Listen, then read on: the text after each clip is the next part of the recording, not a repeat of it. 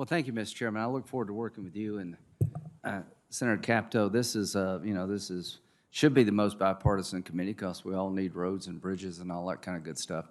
So I'll make a comment, then I'll ask a question. I think we've got a highway trust fund shortfall, increase in gasoline taxes, maybe a necessary idea. But what I want to share my thoughts with the committee is about the future. Our friends in Michigan, they tell me that most cars being made in the future are going to be electric, not gasoline driven. So General Motors said by 2035 they will do away with their gasoline operated vehicles. That is a major societal change. So whatever we do with the trust fund, we need to capture the fact that most cars by the middle of the century, by 2050, probably won't run on gasoline. That'd be good for the environment, but it will certainly require us to put new infrastructure in place and redesign the trust fund. So what I'd like to do as we try to reauthorize the current system is to put some money aside to develop the infrastructure of the future. I think drones are going to be more available when it comes to transporting material.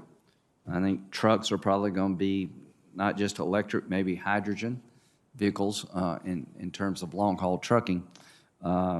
So the bottom line is, if it's true that the gasoline-driven car is going to be less plentiful on the road by the middle of the century, and maybe the dominant mode of transportation will be something other than gasoline, we need to start now redesigning the trust fund. And we need to start now plowing money into infrastructure consistent with a new way of transportation. And if it's true that most cars in the future are going to have a driverless component, seems to me we should be investing in the technology to make it as safe as possible. So the only thing I want to add to what's been said is the future. Let's take an opportunity in 2021 to start laying the ground work for a more sustainable trust fund in terms of the way vehicles are going to be changing from gasoline to electric. Let's look at the emergence of driverless vehicles and try to make them safer, quicker.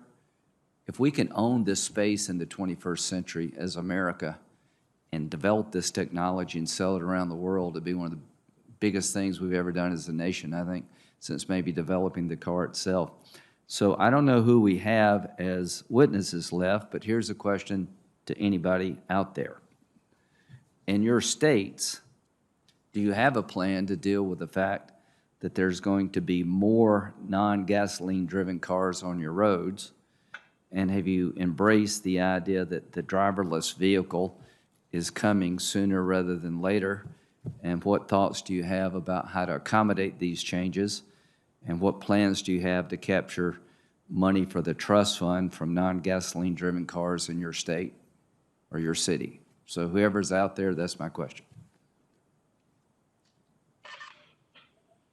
I think we still have a mayor, and I think we still have a commissioner out there. So, Okay. But ladies first, please. We'll start with the two that we got. Mayor? Commissioner, go ahead. Yes, I'll yield to Either one. So Senator Graham, I appreciate your remarks. We as state DOT leaders are very excited about the opportunity of connected and automated vehicles. And we also have been preparing, building out our EV charging infrastructure and planning for the future. If you don't mind, what percentage of cars in your state are electric vehicles at this point? It's a relatively low percentage. It's only approximately 4%, I believe, as of this time. However, we're seeing that number increase year over year. And so here in New Hampshire, we established an electric vehicle charging commission. All of the state agencies have been supporting the legislature.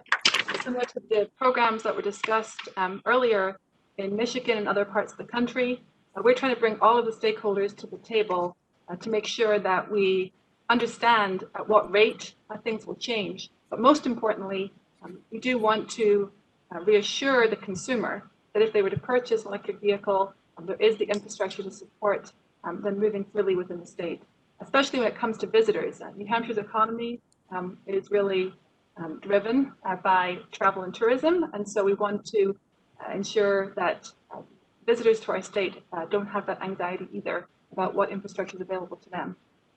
But you also touched on connected and automated technologies. You know, in 2019, there was over 36,000 individuals lost on our nation's roads. That statistic is incredibly troubling. And the promise that connected and automated vehicles bring, and those opportunities to ensure that there are, as we work to the future, truly zero deaths on our system, those are initiatives that state DOTs are excited to work on. And we're preparing for the future.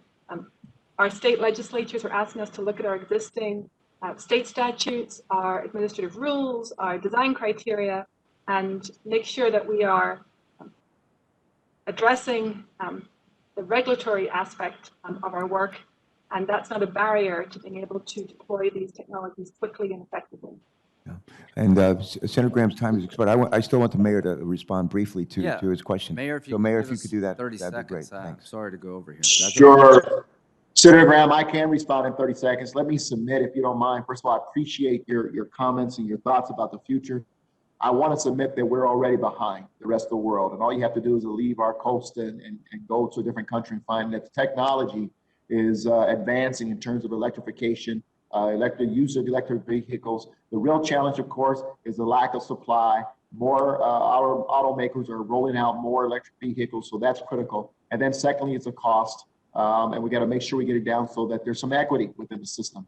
And then finally, of course, is the infrastructure. We lack infrastructure. Right? Let me submit that we talked about, or at least I suggested, the renewal of the energy efficiency block grant. That would be critical to help states and cities to proliferate charging stations and the infrastructure around our states. And if I could just add one last thing to your list in terms of looking to the future, that is the urban air travel system. Within urban areas, very soon you won't be on services. We have technology today that can move people without being on the ground, and we need to begin to prepare for that as well. Senator Graham, your question is prescient, and remember the old movie Back to the Future? Earlier in the hearing, we talked a little bit about the last bill that we passed out of here unanimously. I think it was 21 to nothing, 5-year reauthorization. Included in that reauthorization was a 50-state pilot on vehicle miles traveled. We've so far done about 6 or 7 states pilots for vehicle miles traveled. And I describe that as part of the future for transportation funding, maybe eventually the principal place. But we're still going to have a bunch of cars and trucks and vans on, as you know, on the road, because people keep vehicles about an average of 10 or 11 years, so they're going to be around for a while. And but thank you. It's great having you on the committee. Welcome aboard.